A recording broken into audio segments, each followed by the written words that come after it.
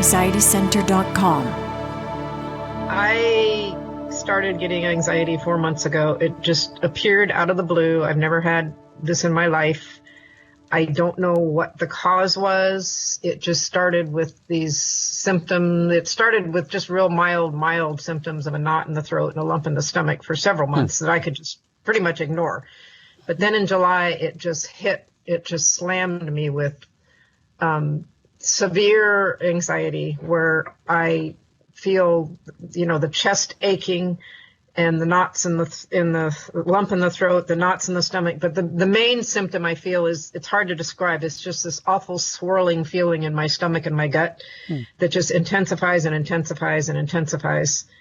And it can go on for hours and hours and hours without a break. And I don't know what started it. I can't, I'm not a person who is, I don't have repetitive thoughts. I'm not constantly worrying about things or, can't get things out of my mind. It's just the physical symptoms that are hitting me and have gotten worse over the past 4 months till the point where it's becoming unbearable, and I'm not knowing what to do. I mean, I'm starting to try practicing the strategies that you've given. I'm having a hard time containing my emotions in response to the anxiety. Sure. Not having meltdown. Every few days I'll have a meltdown and I'll just shake and cry and just fall apart. And I know I'm sure that's not helping any. Yeah. But I'm having a really hard time containing that. And can anxiety just come out of the blue for no reason? Well, it's kind of a twofold question. Anxiety is a behavior, and anxiety behaviors don't come out of the blue. We cause them. So that's one part of it. Number two, symptoms created by anxiety, yes, absolutely, can just pop up and there they are. Well, I'm talking about the symptoms. Okay. I don't know what the behavior is. I can't identify any behavior that began it, that started it. Sure. All right. So if you're talking about symptoms, yes, symptoms of stress, including the stress anxiety can cause, can come out of the blue for no apparent reason. In fact, that's one of their hallmarks. They just show up. And a lot of times when our symptoms show up for the first time, it's the first indication we are anxious. A lot of times we don't know that we're anxious until our symptoms appear, and then we track down our symptoms to find out it's anxiety related. And as we track that back, we say, oh, okay, some of these things I'm actually doing that I think are normal are actually anxious behaviors. So there's two things that I would suggest is, one, if you're having these symptoms, have you seen a doctor? Yes, I have seen the doctor. I've had all kinds of blood tests done. Okay. Nothing comes out. I've gone to the psychiatrist. Yeah. I fought it for a long time, but they put me on medication, and now I'm probably going to come off of it because it's not doing any good. Okay. And I'm terrified about coming off of it, so now I'm getting all this anxiety about trying to come off it because I know you can go into bad withdrawal symptoms. What kind of medication do you have? Do you know what the name is? Remeron. Oh, yeah. Okay, sure. Yeah. You don't have to worry about that one too much. You can usually come off of those without incidents, so don't have to worry about that one. Well, see, are you seriously? Yeah. Now, you don't want Go ahead. Go ahead. You don't want to come off any of these right away, like abruptly. You want to do a taper process. Yeah. But if you do a proper taper with Remeron, we have seen very little incidences of people struggling with that one. What would your definition of a proper taper be? Well, I would like you to talk with your pharmacist about a proper taper regime, because it depends. Because the doctor says just stop it, and I'm like, no way. What? Your doctor told you to stop? Wow. Yep. Like 2 doctors told me just stop it, and I'm like, How much are you on per day? Only 7.5 milligrams. Okay, so it's not a whole lot. It's a small amount, and but the problem is, because it's such a small amount, it's hard to cut the tablet any smaller. Sure, yeah. To taper, and I've read online that it comes in a liquid form, but I don't know whether it's available here or not, because that would be the only way I can think of to properly taper. Well, you might also want to do splitting your days. This is why it's really important to talk with a pharmacist about how to come off of that medication. And rather than a psychiatrist. oh, totally, yeah, yeah. And if someone said just to stop it, that's really bad advice in my opinion. But I know. you can stagger it and stretch it out so you get about the same kind of effect without having to reduce the dosage. So I would talk with your pharmacist and go from there. Because Um, I've been on, there's a website, Surviving Antidepressants. I don't yeah, know if you're familiar with that, there's a lot of but them. Yeah, go ahead. they tell you to taper 10% a month Yeah. until you're off. But that would be impossible unless I had a liquid. Yeah, and Oh, it's going I to don't vary know. from medication to medication too, dosage and all that. So, you don't want to do a horribly long taper with these antidepressants because it's not necessary.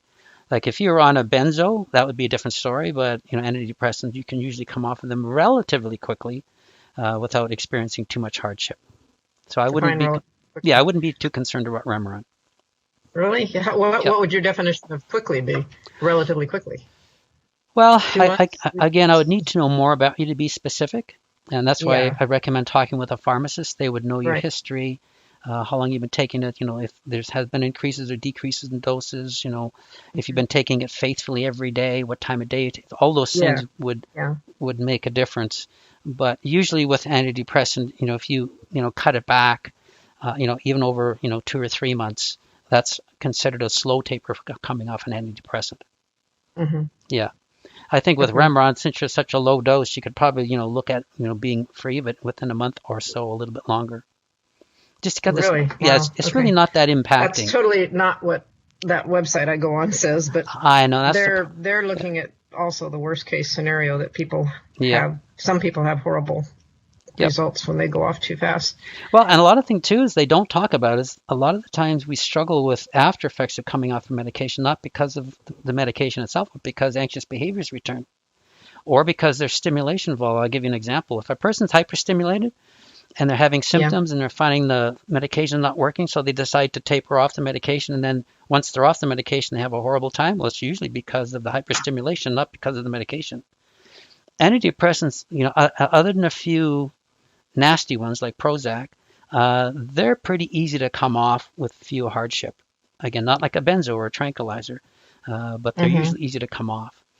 Again, it Hmm. depends on the dose and if there's multiple medications involved. Another one that's more difficult to come off is the Paxil. SNRIs. Yeah, Effexor. Uh, Paxil's a really bad one. sorry, Paxil is a bad one too. Paxil is another bad one. Yeah, there's the three ones I don't like to see people on just because they are difficult. But yeah, again, Remeron, yeah, I wouldn't be concerned at all with that. So Well, the dose I'm at is not helping me, and it's below the therapeutic dose. But yeah. I don't want to keep going up, not knowing whether it's going to do me any good or not. I don't know whether it will help or not.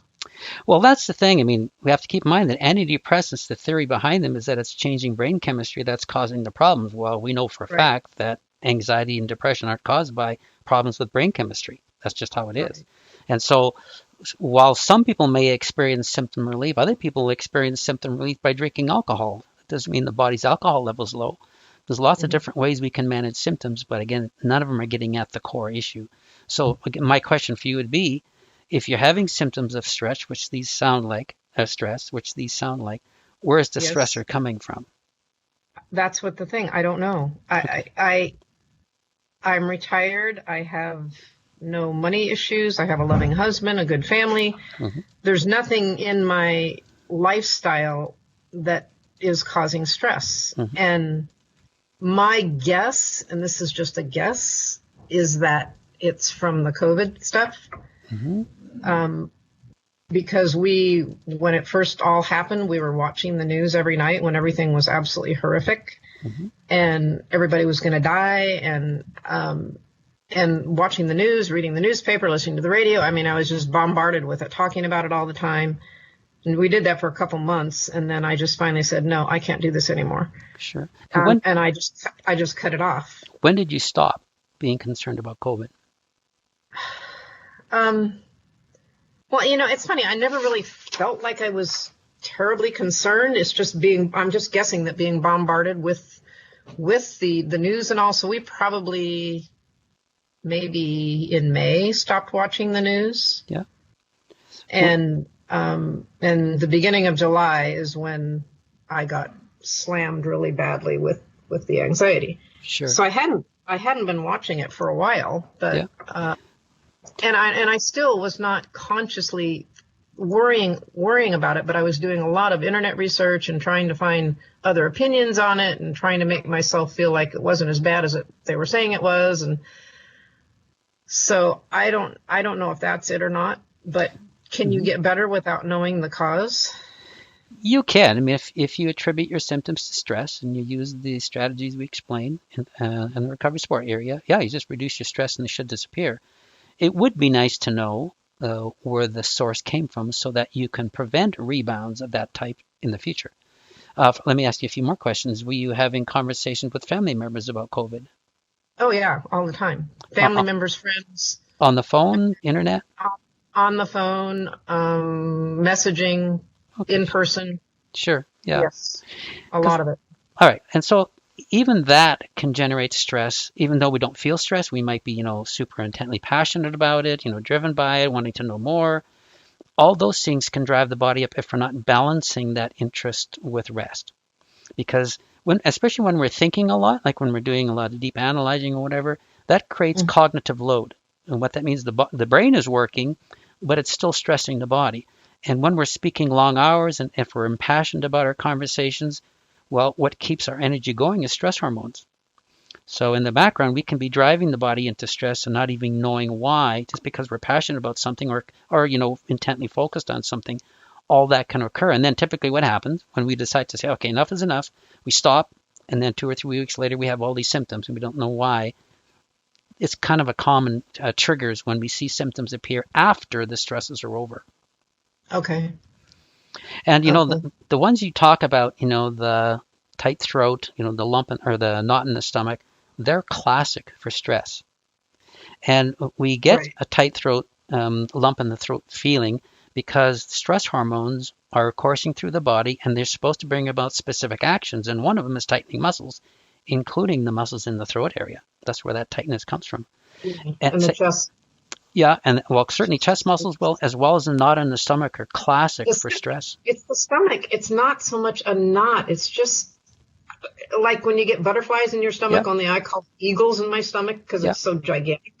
I mean, is that the same thing? Yeah, it is. Well, a knot can be like a tightness due to the diaphragm muscles clamping down.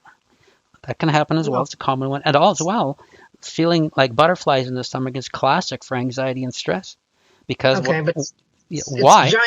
It's giant butterflies. Yeah, and it is giant because the cortisol is released right behind the stomach from the adrenal glands, and if we're stressed, and that's where the cortisol is released from. Also, cortisol changes how the digestive function works. It suspends digestion. It slows down motility in the digestive tract. So there's a lot of things that happen when we're under stress, and if we're not over the last 3 months or 4 months. I've lost 15 pounds and I'm a thin person anyway, so I lost a lot of weight over this. Okay, well, there you go. So, weight loss is another classic indication of stress. And it starts frequently at it's now 3, it was 4 until the time, 4 o'clock in the morning. 4:30 in the morning, I will wake up if I'm even asleep. I've got horrible insomnia as well. Okay. If I even have to be asleep, which I rarely am at that time of day, but I'll feel it I call it a whisper in my stomach, just a little bit in my stomach, and then it will start to build and build and build and build. Yeah. And I'm not thinking about anything. I'm just lying there in bed or maybe even just awakened. Yeah. So that's typical? Well, let me ask you about this. How long has your sleep been off? It started with the anxiety. They both started at the same time. Okay. And so how many hours of sleep do you think you get per night?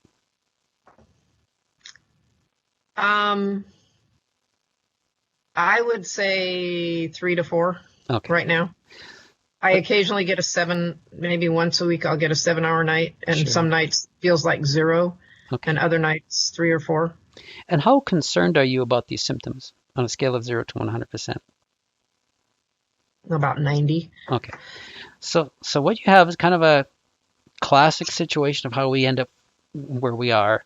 Stress is going on, cranks the body up, stimulation goes up, we get symptoms. And if you're getting sleep disruption, if you're only getting 3 to 4 hours sleep, well, the body compensates for a lack of sleep by, guess what? Producing higher levels of cortisol. Not only Hmm. higher levels of cortisol, and especially first thing in the morning, but the cortisol cycle does not flatten out. Like I'll just explain this quickly here. When we're under a normal day, our cortisol will spike first thing in the morning as we wake up to get us going through the day. It reaches its highest peak within 1 or 2 hours after waking up. And then it slowly tapers off during the rest of the day and arrives at a lower level towards evening. And as we're getting ready for bed about 8 o'clock, it drops to a very low level so we can go to sleep. And if we go to sleep before 9 o'clock, then it stays at low, and then the body goes into even a deeper, lower level of cortisol. As the body starts going through the various sleep cycles during the night, the cortisol levels rise towards morning. That's the normal. Hmm. Right. If a person's stress is normal and we're getting 7 to 8 hours sleep per night, that's usually what that pattern will follow. It's called the cortisol rhythm. It does it every day. Now, if we're stressed, however, and the body's producing higher levels of cortisol, well, that changes the rhythm. So we get a spike in the morning as normal as we're waking up after a deep rest. Well, it won't drop as much during the day. So it sort of flatlines during the day. It doesn't drop as much. And as we get to the evening, it actually increases. Well, when we get cortisol increasing at night, it's going to disrupt our sleep because the body can't engage the sleep mechanism. So either we fall asleep exhausted and then we wake up 2, 3 hours later and can't go back to sleep. It's because Hmm. cortisol levels are high. And then when we don't sleep, the body produces even higher levels of cortisol. So we get stuck in that insomnia loop where we go for nights without sleep. The body gets exhausted. It finally does get a good sleep, and then we're right back into the exhaustion again. And it'll keep doing that unless we start to flatten that cortisol spikes by increasing deep relaxation, increasing rest, reducing stress, and all that. As the body recovers from that, then the cortisol cycles revert back to normal again. So it's a long process because lack of sleep will increase cortisol. Cortisol what keeps the symptoms going, including the butterflies in the stomach and the lump in the throat and all the others. So this, again, what you've explained to me makes perfect sense for stress, and it also makes perfect sense for where that came from initially, especially if you weren't feeling stressed. Now, I'll just add one more piece. A lot of times we don't think we're anxious because the way we live is normal to us. We don't even understand that the way we live is highly stressful, or what we're doing is stressful because we're not aware. Part of anxiety recovery is becoming more aware of our behaviors. So this is why it's important to look back and say, okay, what got me here? Sure, I might have been driving myself and talking about all the time and so on and so forth. Well, what was the motivator behind that? Well, a lot of times it's keeping ourselves safe or trying to keep others safe, which is anxious behavior. So did you ever take one of our free tests on our website about anxiety? I probably did. I don't remember what the results was. I think it was moderate or something like that. Okay. Because that's a pretty good indicator of what our behaviors are like. And if you rate it in the moderate range, which I would probably say is pretty accurate, then sustained time interacting with others about this would be enough to get your body into the hyperstimulation mode. Yeah. So I should not talk about it at all to Well, anybody. it's pretty hard not to. Yeah. I would suspect you're probably a passionate person. Yeah. You have certain beliefs and you like to talk with others about them. Women like to Right. share those things, so it's a part of Right. how you share that stress. So it's not that you don't want to talk about them. I would suggest just making sure you're balancing that energy with time to give the body sufficient rest so that it can keep itself in balance. Because here's the How do thing I with anxious rest if people. I can't rest? How can I rest if I can't rest? Well, this is now where the hard part comes in. Now, just before we get there, one thing I wanted to say is it's great to be impassioned. Usually anxious people are highly intellectual. We have a lot of things going on. We have, a lot of information to share with people, and that's great. And we like talking with people about those things, but we don't give our body enough rest to keep up. And so we drive the body into distress, and we're not even aware of it just because we're passionate. So, once you're through this, you want to recognize, okay, I can still be passionate about things, but I have to make sure I'm balancing that with sufficient rest so my body can keep up. And as we get older, the body needs more rest to balance the stress than it ever has. So we want to err on the side of gearing down. All right, now, how do you get back from where you are? Well, that's the challenge because your body wants to go. Cortisol levels are high, so it's going to keep driving you to go. Sleep is going to be off because, cortisol levels are high. So this is where you have to manually and slowly teach your body to gear down. That would mean you want to be less passionate about COVID and having those conversations because they are going to get you going.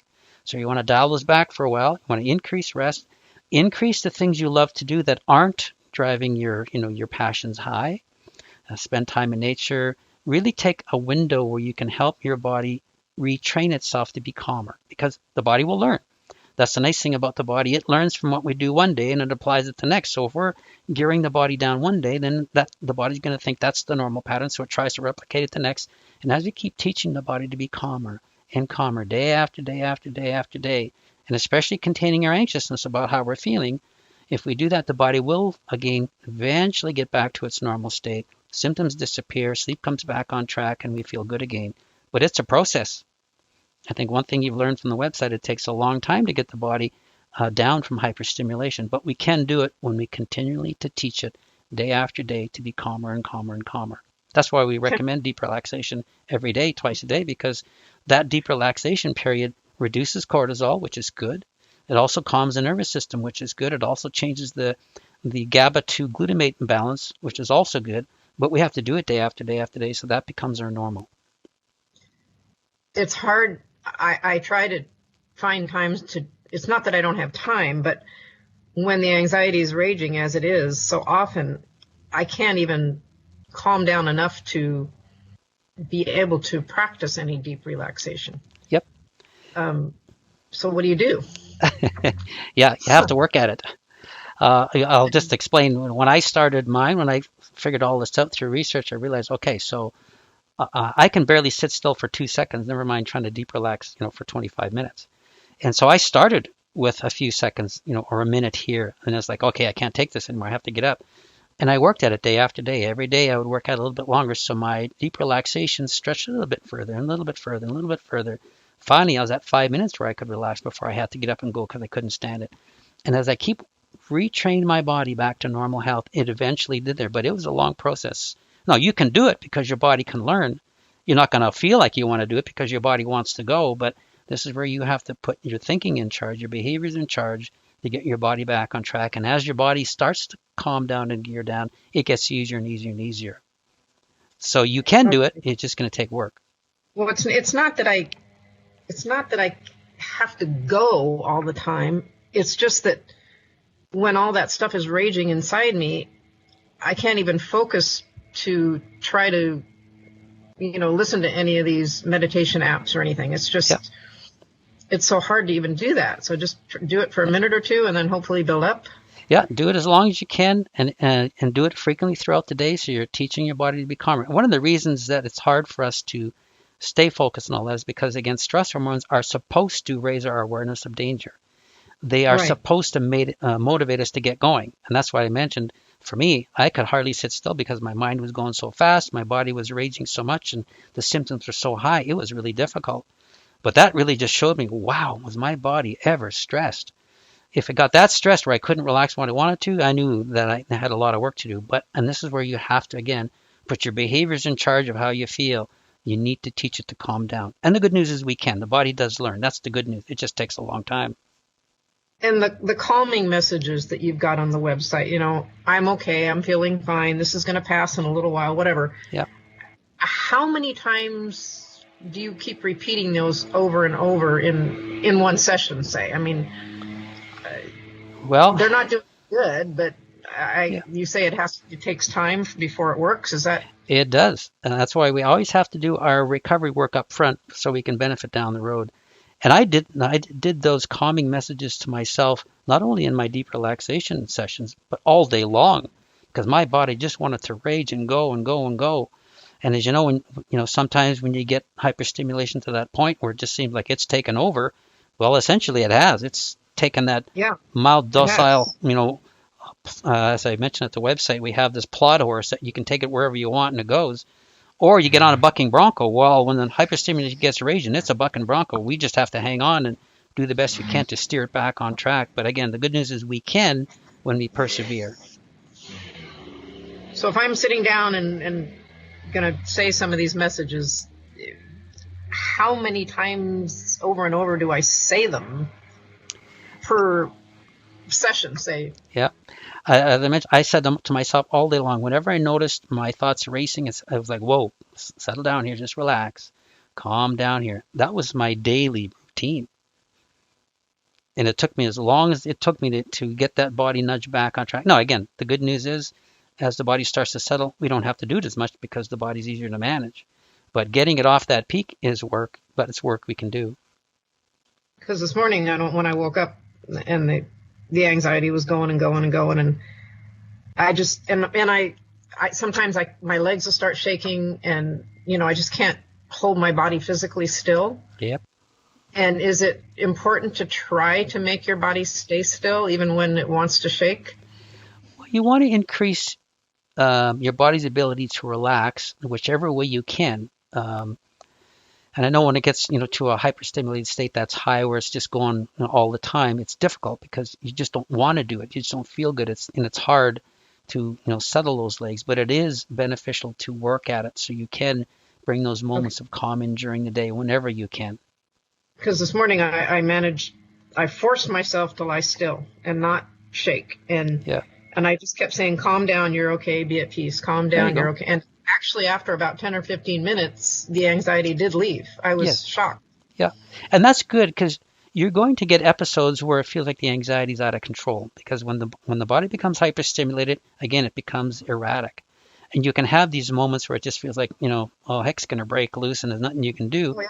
Because and that's how it works. So, but as you continue to work at calming it down and you get off that high edge, those episodes stop. So that's why it's important to do what you did, because the body does listen to what the brain is saying.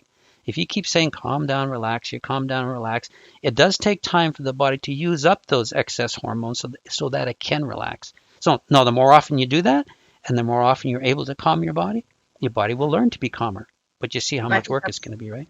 That's the first time I've succeeded in calming it down by saying anything. Every other time I just, and the breathing too. Now you mentioned relaxed breathing. Everywhere else I say here, from therapists to online stuff, all says deep breathing, but you say relaxed breathing. Yes. Yeah.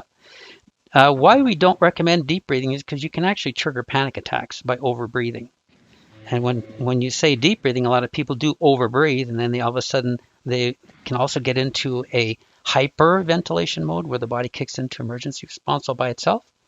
But we don't have to deeply breathe to get the benefit. All we have to do is to breathe properly from the diaphragm, and it can be very relaxed and calm.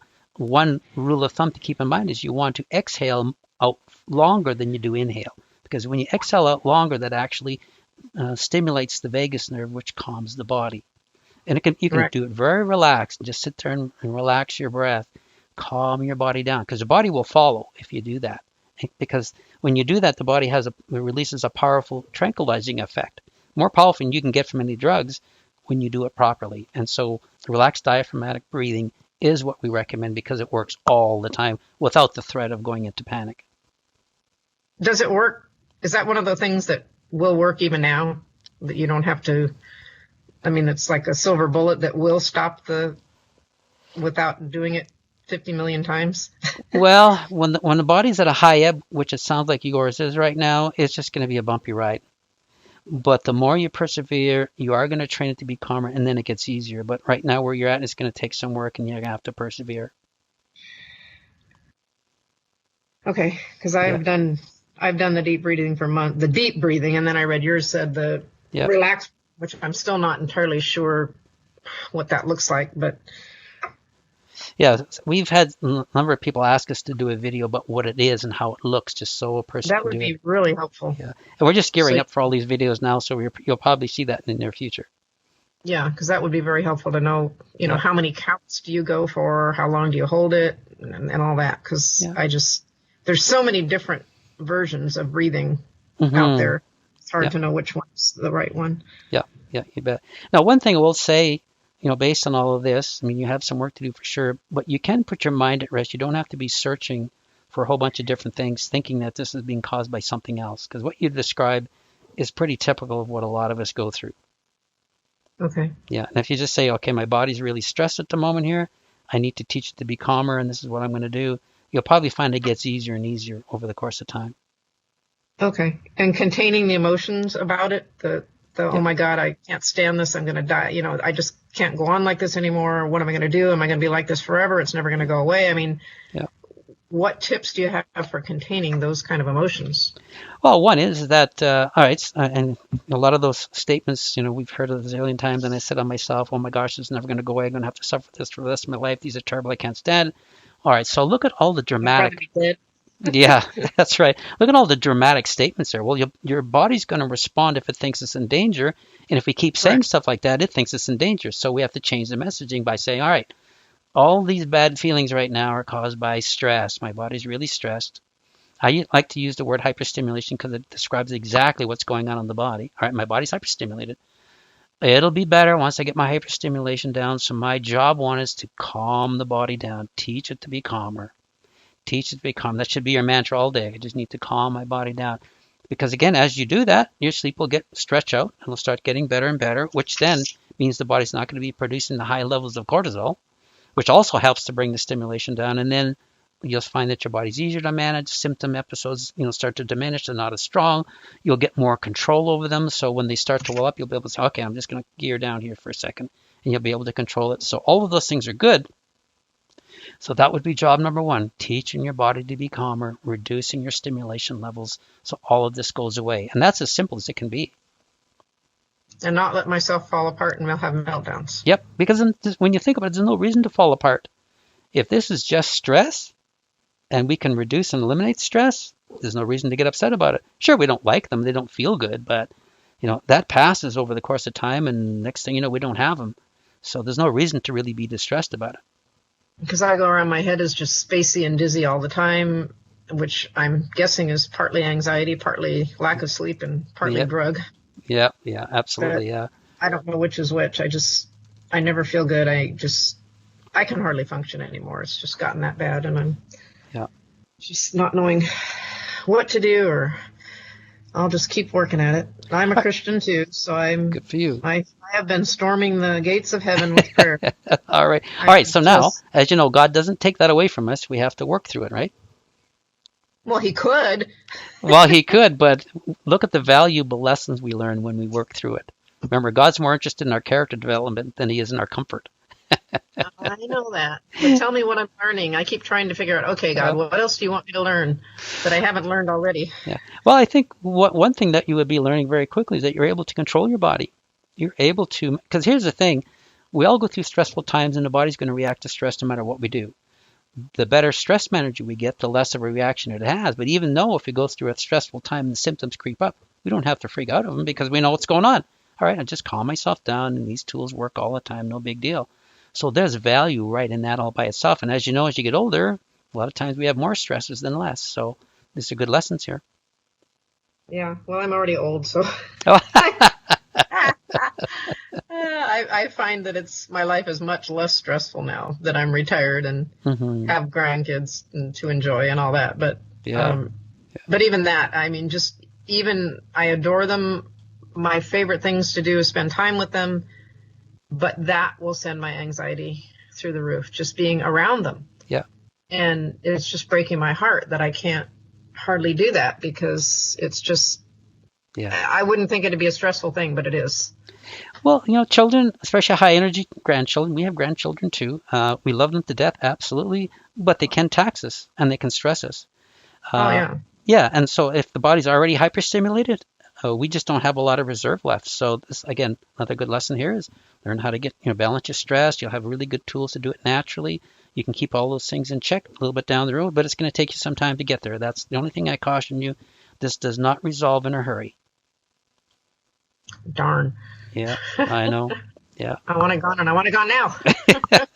yeah, Oh, yeah. okay. So what you've explained to me is very classic for anxiety. The symptoms and everything else you explained. You've added some other ones as we've been talking, the insomnia and dizziness and lightheadedness. And yeah, a lot of that can come from not sleeping for sure. But if you can solve the whole thing by just working at training your body to be calmer, and you may have to set aside a few months or 3 months or even 4 months to do this till you feel in a way different place. So just be prepared. It can't, doesn't.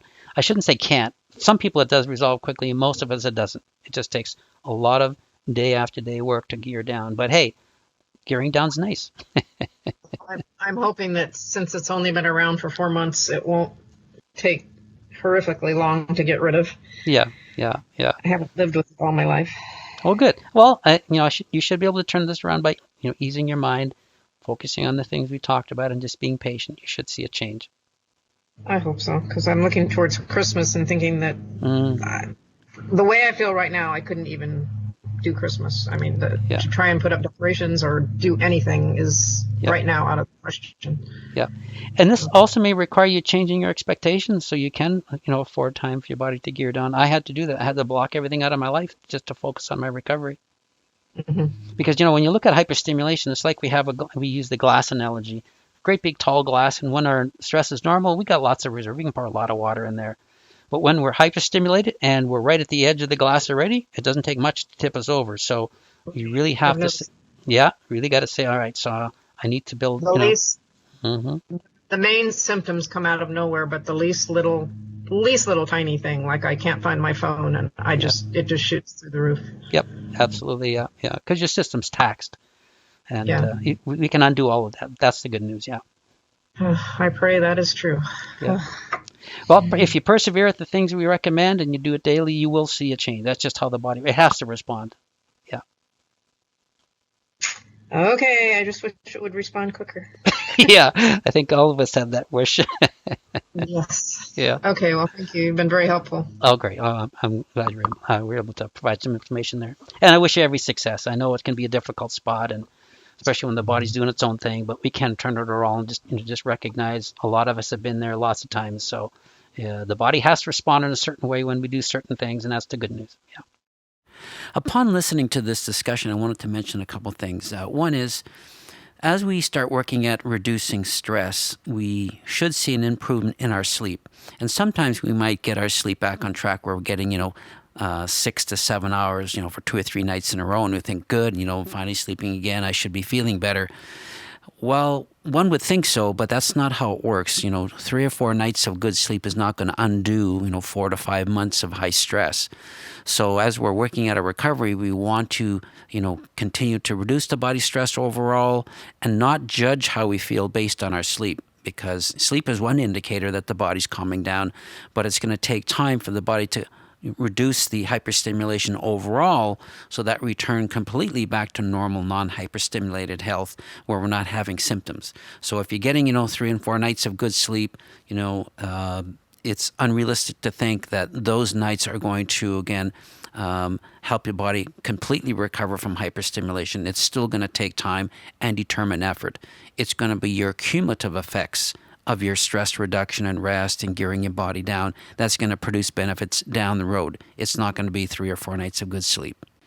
Now, that said, that doesn't mean that we couldn't feel better after those, good sleeps, because we can feel a little bit better, and sometimes we might even feel a bit more hyperstimulated than normal, because as the body rests, it might reset at a higher level because it's getting rest. So don't be surprised if you feel better after those 3 or 4 nights of good sleep, or if you feel worse for a little while. That's kind of how this works. Again, it's the cumulative effects of your recovery efforts that produce results over time. And it's usually over an extended period of time, not just a couple weeks. So keep working at it. You'll find that you will start to feel better and better and better and better. But it's just going to take time.